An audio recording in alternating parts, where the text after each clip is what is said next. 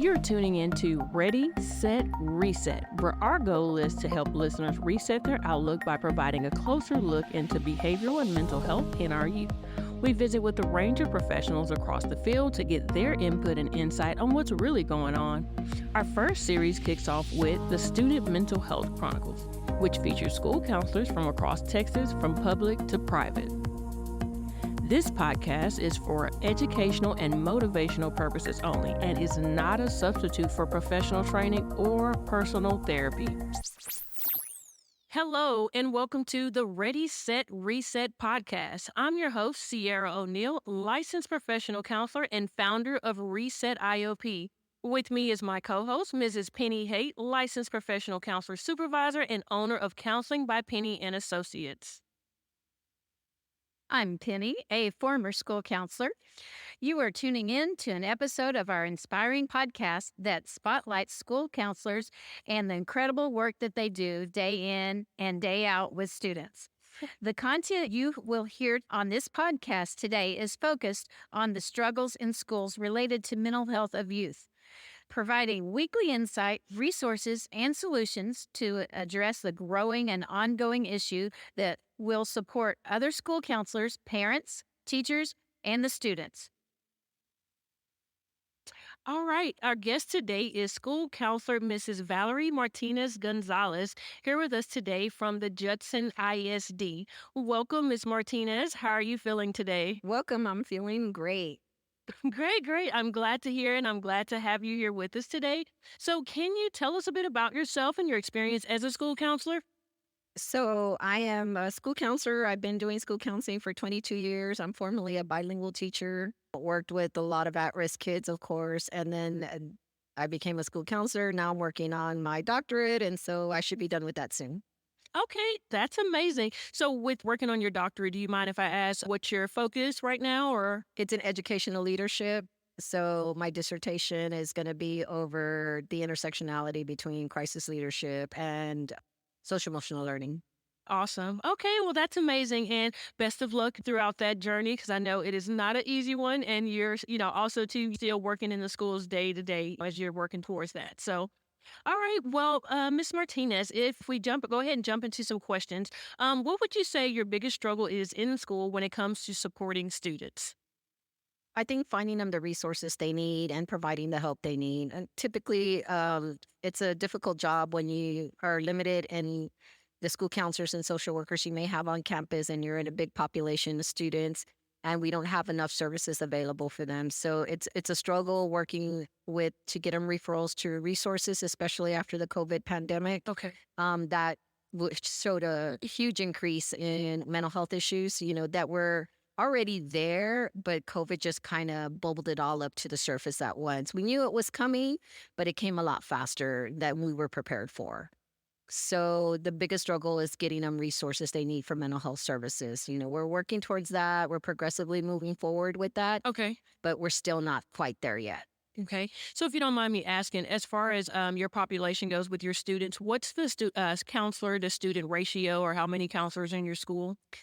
So our counselor to student ratio is not where it should be. Okay. We're still probably at about 600 to 1. In the elementaries, we don't have enough. So we do have social workers to support that, but we still need more school counselors. Okay. And what's that, I guess, the relationship like with the social workers, or how do you guys collaborate? So we work hand in hand together. It's a good relationship that we have. They usually will take the side of, if we can't see them, they will come in and do counseling with them, but it's more short-term counseling because we refer them out. Our social workers focus with some of our at-risk kids, like with foster care and homeless, and helping us find those families. A lot of times they'll do home visits that school counselors cannot do. Okay. Because they're in the classroom doing guidance. And so when they're gone, they really are our main person that we have to help dealing with issues or whatever is happening mentally with the student on campus. What would you say are some of the issues that come up that are like where you're really struggling to come up with answers? Because that's what we want to talk about on the podcast so that we can help other counselors deal with maybe some of the really tough issues. I think the biggest issue is right now is the suicide ideation. That is a struggle in itself, because it's like, how do we get the parents on board when the kids are showing signs and warning signs and symptoms? How do we get the families to identify the signs and symptoms, right? I mean, we do a good job with teaching our kids. We try to teach our families, but it's engaging the families and say, this is a reality, this can happen. And oftentimes families don't want to see that, not my kid, that's not going to happen. And so believe it. Right. So getting them engaged with that and showing that this is a reality and helping them to understand, yeah, your child did try this last night. And so we need to get them to a provider that can do an evaluation. And so that's really an issue, because sometimes they just don't have the means financially or the insurance to get them to those places. Yeah, to get the evaluation. And then, first of all, to have the parent want to do it and follow through, right? Right. That is a need. I know sometimes parents would say to us, well, they're only in third grade, Right. or they're only in second grade. They didn't mean that. They don't really mean that. Right. Or they're in middle school and they're going through changes. Right. And, maybe that's part of their changes. So it's that developing that relationship with the families and helping them to understand that, yeah, you're right. They may be a third grader, but they're having these thoughts. Mhm. And I think COVID really brought back to the forefront. Right. I think you're right. Yeah. And being able to figure out how to educate the parents in the way that where the modality that they can receive it, right? Because I know that at my particular school, paper, anything that you sent home in paper was not going to really either reach the parent, or it just wasn't a very good mode of communication. But figuring out, like, how do we reach the parent and what mode of communication is going to work to Right. educate them. And so when you mentioned the social workers in the school, I think that's amazing. That's very rare that I've heard of that, of schools having social workers that are, collaborating with the school counselors and even going out to the homes. So I imagine even with your struggle with kids that are struggling with suicidal ideation, if the school social workers are going into the home to help, with that component even further, so they can really understand. So, you guys, y'all had a good response from family, when it comes to that collaboration? I think so. I think we have had a good response, because sometimes the social worker may be like the first line of defense for us. And they're the triage people, really. Okay. And so they come in, they triage the kid, and then they give them to the counselor. Hey, this is what's going on. This is what I've done with them. I met with family. I made referrals, like for Medicaid or anything of that nature. And these are all the things I provided. So maybe we can do small groups with them. And so then the school counselors will come in and we'll put them in a small group, which meets our MTSS system, where the tier 1 level supports and so forth. Then we move forward. Whether do we do an outside referral? Where is it that we're at? So it's a really good collaboration. It's a very unique system. Most districts don't have social workers in their schools. Mhm. They may have them at district level office, but they don't have them on the school campuses. We're lucky that we do. And we have very good social workers, and the counselors they're housed in the same office, actually. So that makes the collaboration a lot easier. How did your district implement that? We use Title funds? title funds for that. Gotcha. Right. The state comp-ed funds for Yeah. that. Yeah, that would be a good use. And we also have at-risk counselors, which are at-risk school counselors on top of that as well. Wow. And not all campuses, but So y'all have the social work, school risk counselors, are those LPCs or? but they can be. Some of our counselors are LPCs because they've done that as well, but they're school counselors. So they work with that specific population Okay. that are considered at risk. And our kids with mental health issues are typically are at risk because they may be socioeconomically disadvantaged. They may have other criteria, they may have failed STAR or so forth.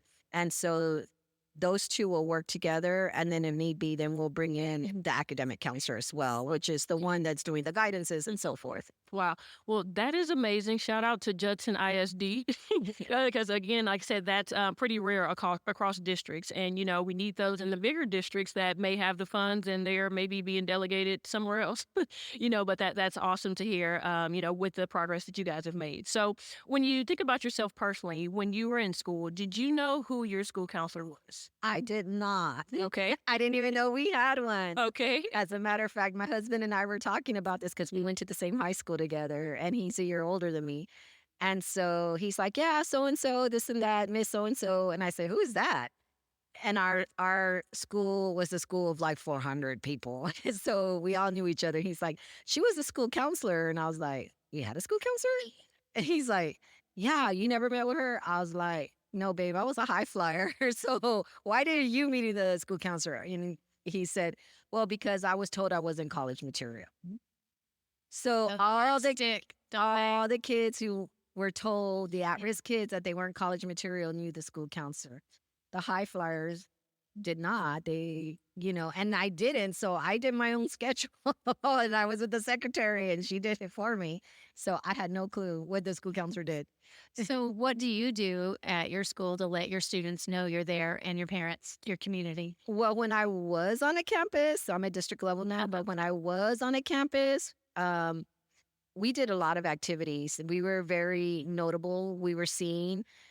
We did so many activities for Red Ribbon Week. We did activities. We had color runs, for different things. I mean, we had activities for so many things. We even had for Red Ribbon Week, we would do like karaoke with the kids in the cafeteria. We would go and meet with them. Like we were seen. We were in the forefront. Everybody knew who we were. And so there wasn't a single person on that campus that did not know who their school counselor was. Oh, that's Miss Martinez. She's the one that likes to do karaoke. That's Miss Martinez. She does all the color run. I was always the fun counselor. Yeah. Well, I think that what happens, especially in our Title I schools, is that you become the hub of the community, like by the activities. We did so many activities at our school that it became, we became so much a part of the community, like, movie night, and you sneak in character ed in the commercials. Yeah. We used to do all kinds of things. But like you said, it was the counselor kind of running that.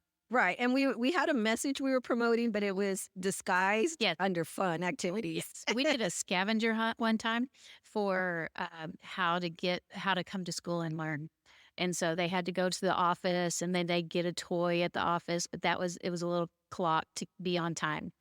And then they had to go to the, another room. And then it was about how to clean your backpack and look at your planner. And so it was all around that. So that was curriculum night, and rather than just sitting and reading off, here's how you make your kids successful. Right. The kids loved it because they got these little trinkets.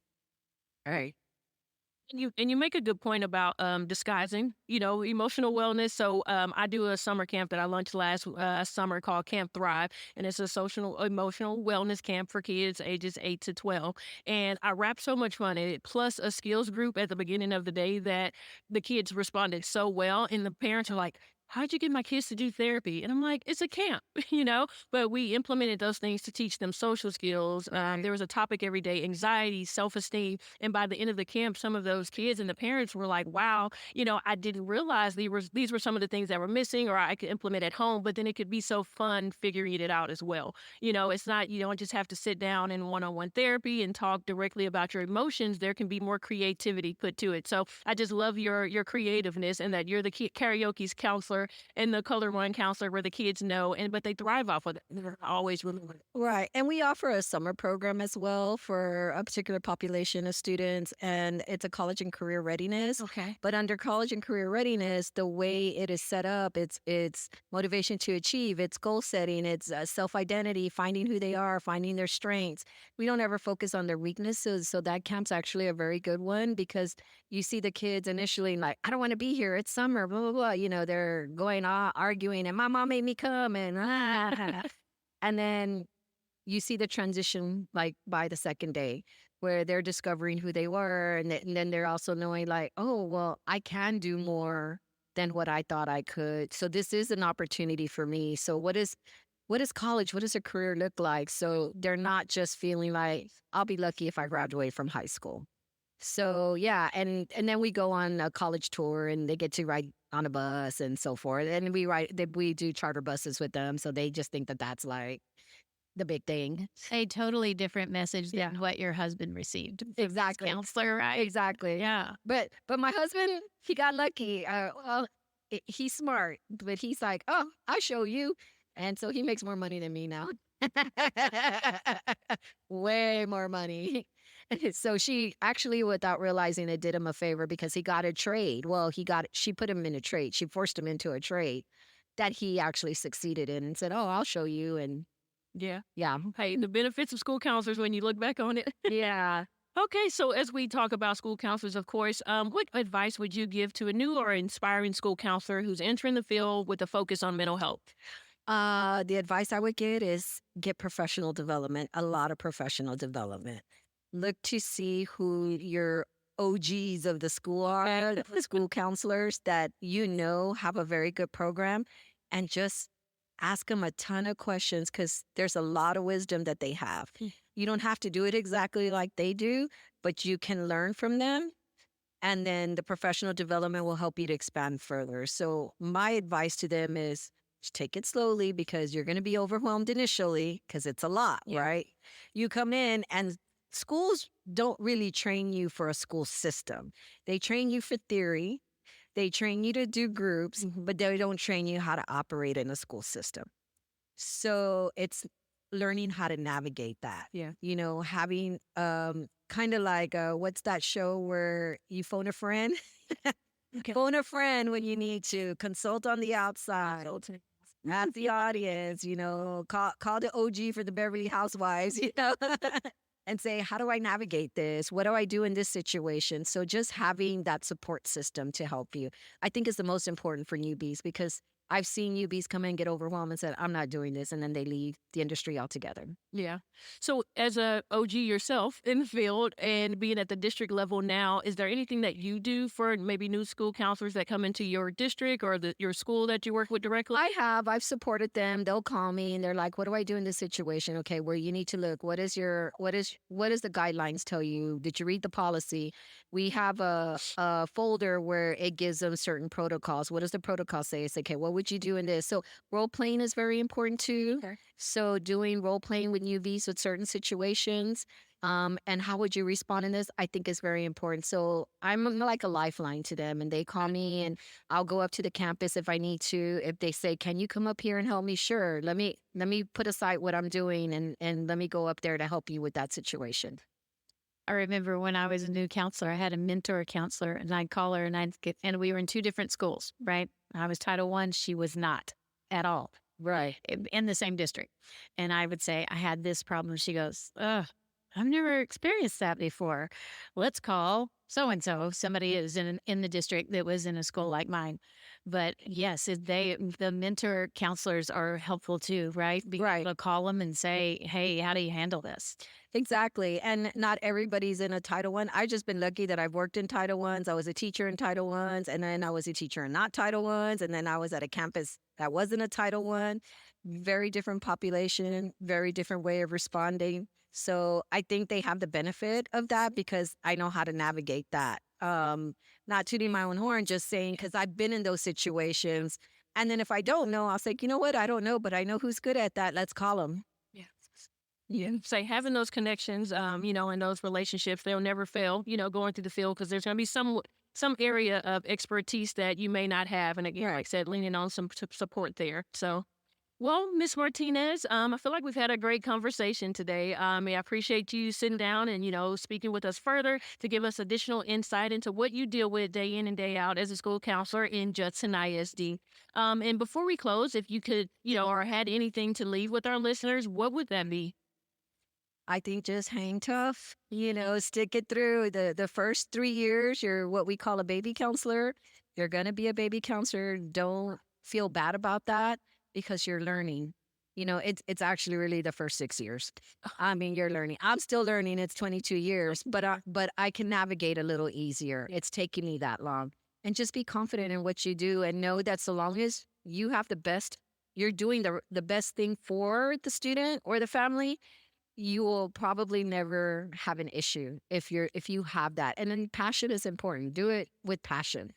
If you feel that you're getting too negative, I would say take a break, do some meditation, do what you need to do to re-energize yourself. But don't give up. Yeah, and like you said, the being intentional and doing the best that you can at the end of the day, you know that you gave it your all. And so if nothing else, you have to give your credit, yourself credit for that. And that's for professionals and for clients as well, when it comes to putting in the effort. So well, that's all for us today. Thanks for tuning in and taking time out of your day to listen in on mental health. And remember, sometimes all it takes is resetting your outlook. Be sure to like and subscribe to our YouTube channel, Ready, Set, Reset 1. Follow us on Instagram at ready_set_reset1 for mental health tips, laughs, and motivation. And if you know a student or have a child in the Fort Worth area that could use some additional support, visit our website at sunflowersigma.com to see if Reset IOP is right for them. You will find the resources discussed in today's podcast in the description area.